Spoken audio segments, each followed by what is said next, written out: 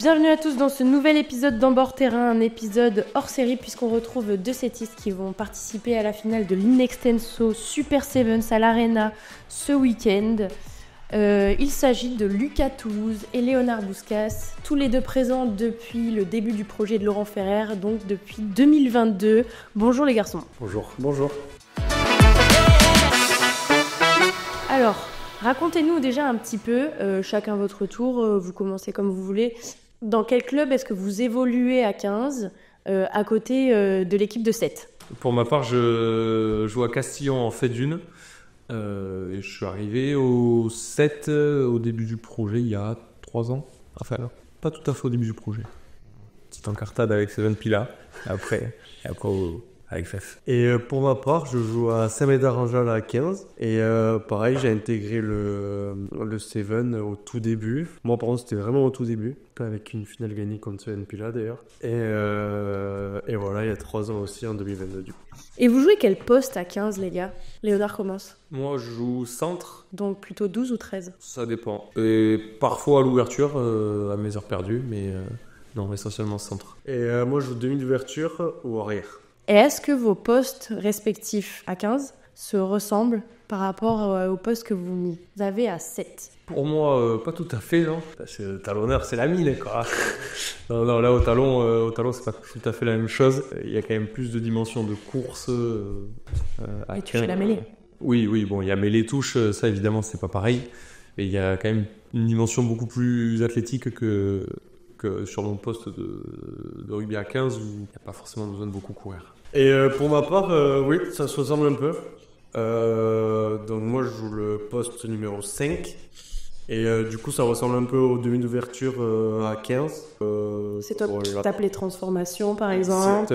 Il y a de ça aussi. Bon, après ça, le 4 aussi peut le faire. Le 7 aussi, le 6 aussi. Ça dépend qui est à l'aise au pied. Exactement. Ça dépend qui est à l'aise au pied, ça dépend qui est à l'aise en drop aussi. Parce qu'il faut le dire, en drop à 7, il n'y a pas de tee. Exactement. Donc tout ce qui est transformation se fait en drop. Voilà. Quand on fait beaucoup de coups de course, il faut savoir des fois déléguer à d'autres personnes qui sont un peu moins fatiguées ou quoi. Parce qu'on a quand même beaucoup de monde qui savent buter dans l'équipe. Donc c'est important de savoir faire. Le drop, pour revenir un peu au set global, ça a été mis en place pour question de rapidité.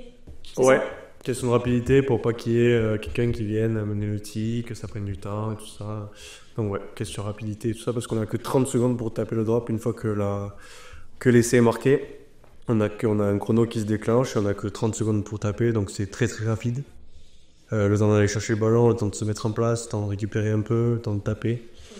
Ça peut être des fois très rapide. T'as vu maintenant, c'est 45 secondes, tout compris en roll rugby. Ouais, 45 secondes, il faut taper le drop, il faut taper ta transfo et taper ton coup d'envoi. Sinon, c'est bras cassé au milieu. Est-ce que vous pouvez un petit peu nous expliquer déjà, donc le 7 c'est un peu particulier, comme le 15, il y a des postes prédéfinis quand même.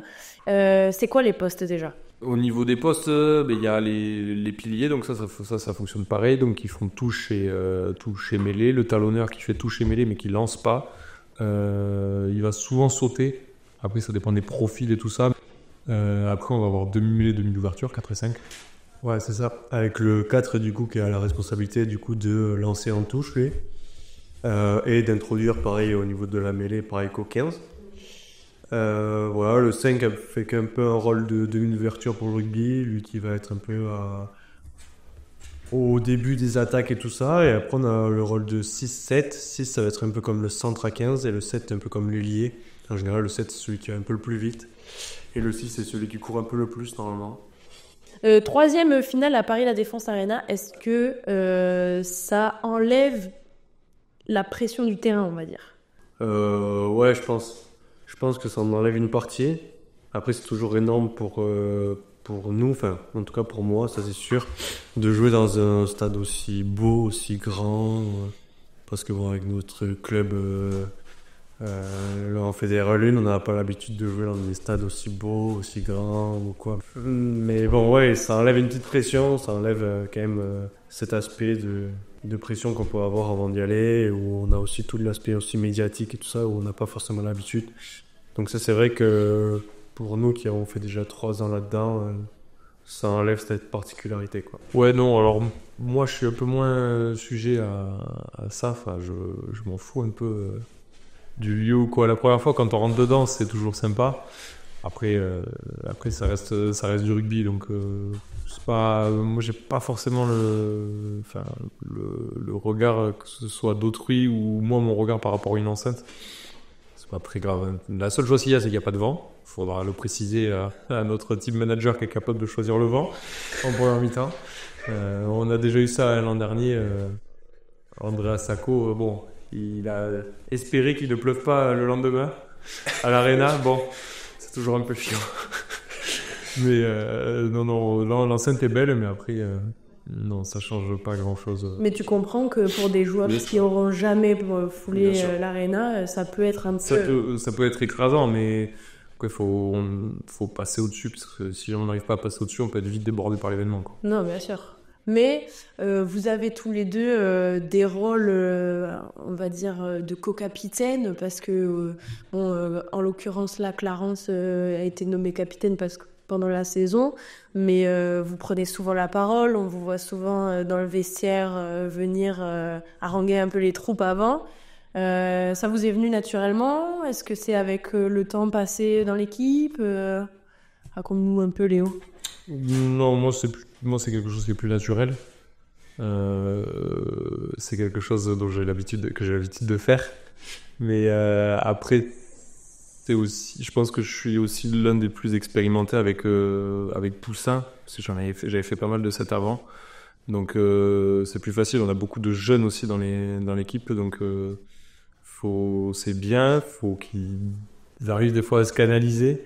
Mais ça reste plutôt bien, mais il faut quand même avoir le petit mot pour les rassurer ou quoi, parce qu'il y a moyen qu'il y en ait un ou deux qui a la tremblote quand même avant certains matchs ou certaines grosses équipes à affronter. Quand c'est une première, puisqu'il y en a pour qui c'est encore la première, ça peut toujours être un peu plus stressant, là. Ouais, pour ma part, moi j'aime bien être avec les jeunes, tout ça, apporter un peu ce que je peux apporter aux jeunes, tout ça, si ce sont des questions, quoi que ce soit, par rapport à, que ce soit je sais pas, le match, la structure, l'équipe qui on va jouer, comment jouer. Voilà, j'aime bien moi avoir ce rôle un peu de on va dire, aller entre guillemets grand frère avec les jeunes, quoi. Après je laisse le rôle à Nanar de gueuler un peu avant les matchs ou après les matchs ou même pendant les matchs.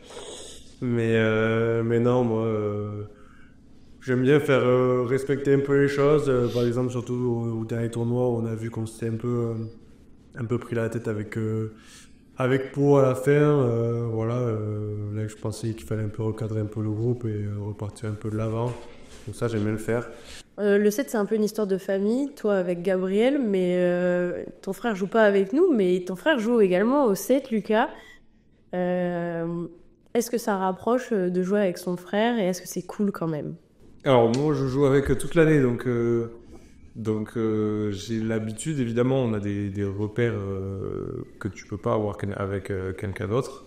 C'est toujours bien, hein. C'est toujours bien parce qu'on sait avant ce qui va se passer. Enfin, il n'y a pas besoin de grand chose. Des joueurs avec qui on a l'habitude de jouer, ça peut arriver aussi d'avoir des connexions comme ça. C'est quand même un petit peu plus rare d'avoir ce type de connexion-là avec les mecs que tu connais pas forcément de base, même si tu passes les journées avec, tu n'as pas ces connexions-là. Ouais, pour ma part, c'est complètement différent du coup parce que moi, j'ai plus joué contre lui qu'avec lui.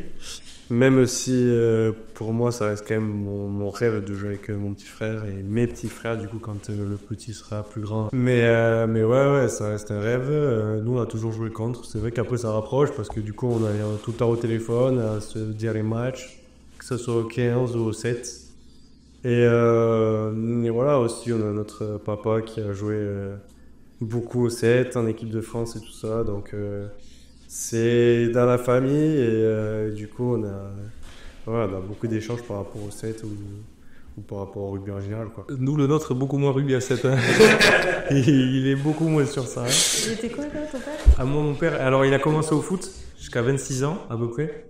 Après, il est passé au rugby et il a démarré à l'arrière parce qu'il butait plutôt pas mal. Et petit à petit, il est monté dans la cage aussi. Voilà. Non, au départ, il était 3e lignel, mais il était sec, nickel. Et après, il est passé dans la cage, quoi. 2-3 fois à la pile, mais c'est pas fait pour lui. Donc, il était 2e ligne. Après, il fait 1m80, hein, il est grand, hein, oh. 1m80, c'est grand. Non, bon, non, c'était ouais. Oui. Toi, c'est le genre de cadeau. Ouais. Ok. Pour des gens qui n'auraient jamais regardé le set et qui se diraient bon allez pourquoi pas regarder l'UBB ce week-end, qu'est-ce que vous aurez envie de dire pour aller allumer votre télé, qu'est-ce qu'il y a de bien dans le set? Ça va vite, il n'y a pas toutes les phases de jeu arrêtées à n'y rien comprendre, il n'y a pas 25 000 mêlées, il y a beaucoup d'essais. Plutôt du spectacle. Ouais, un peu spectaculaire par les actions et tout ça. Oui, ceux qui sont amateurs de crochet ou des choses comme ça, plus que de phases de combat, ils vont y trouver leur compte. C'est un peu plus ce qui manque peut-être pour les puristes. Ouais. Et ceux qui n'ont jamais regardé, en général, aiment un peu plus le set parce qu'il y a ça va beaucoup plus vite, il y a plus de jeux, il y a plus d'essais, c'est plus agréable à regarder, c'est plus aéré. Ça dure 14 minutes. Ça dure que 14 minutes, donc si on veut voir qu'un seul match, on peut voir qu'un seul match et au bout d'un quart d'heure, c'est terminé. Donc voilà.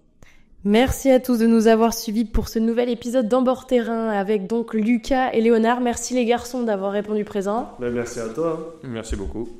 On se retrouve donc samedi 14h21 pour le premier match face à Montpellier Hérault Sevens. Allez, bonne journée à tous. À samedi.